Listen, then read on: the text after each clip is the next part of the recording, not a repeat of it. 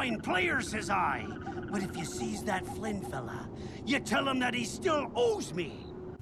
Hey, moral gamers, we're back. Today we're taking a look at Skylanders. This is for Xbox 360, PlayStation 3, Wii, 3DS, PC. I mean, there's a whole lot of systems that support this game. So, how's this one stack up? Let's find out. Now, I'm going to try not to be insulting here, guys, but I'm going to assume that some people out there haven't heard of Skylanders before. And if you haven't, Skylanders is essentially the notion where you can take your toys and you can actually put them into the game. And this is actually really neat because whole sections like Best Buy and other places have these Skylander toys. Now, the way this works out is you get a USB portal, and any Skylander toy that you put on there becomes a part of the game. So if you put, say, a dragon on there, that dragon becomes your character in the game. If you put a tree monster in there, that tree monster becomes your part of the game.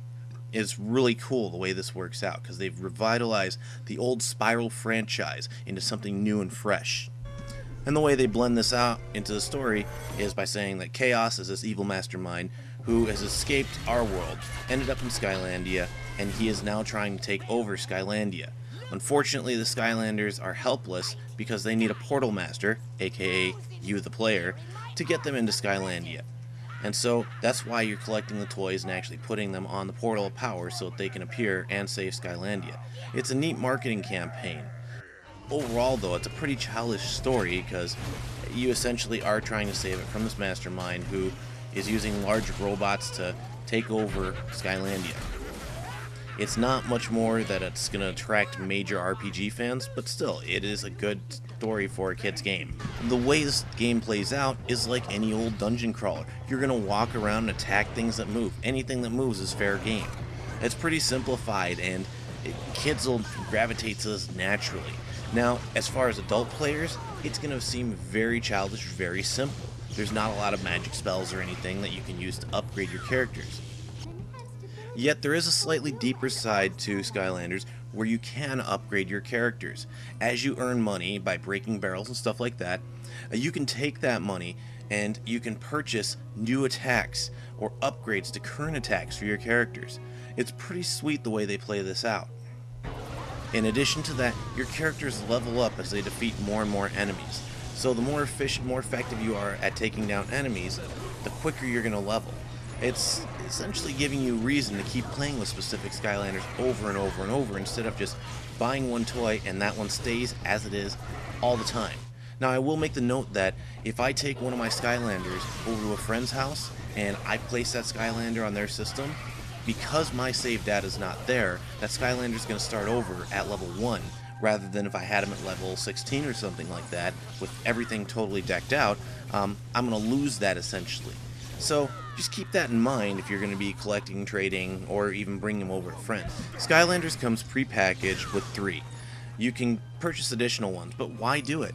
The reason is in the game, in order to 100% it, you have to have all 8 elements. There are areas that require a specific element to gain entry, and if you don't have the right element, you can't unlock the hidden items that are in there. Most items give your characters bonuses, but still, you can't unlock them.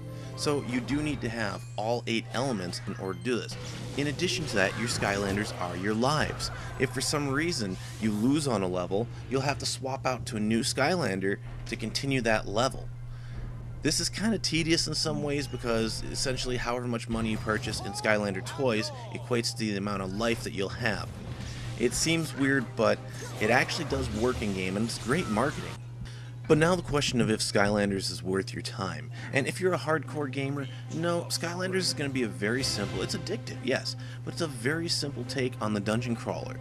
There's not a whole lot here that's really going to be as robust as what we're used to playing. Games like Dungeon Hunter Alliance, Gauntlet, or anything else are much more strategic than this one. If you're playing with kids, though, this is a wonderful game because it's simple, it's a good entry, a good segue into the more complex dungeon crawlers, and even with the leveling system where you get to choose how you want to level your Skylander, that actually is great because now you're actually having to think ahead.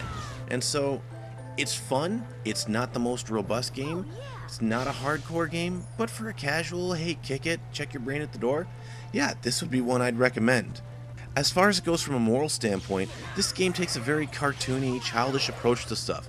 It has an E10 rating, which means it's got some comic mischief, few things here and there that essentially, just your Saturday morning cartoons. The only morally objectionable things that I could think of is that it does contain dragons, mythical creatures, and so if you're ultra conservative, that may be something you may not want your kids playing. But hey, Skylanders is a wonderful franchise, especially for families. I do recommend this one, and I do play it with my kids. You call that a challenge?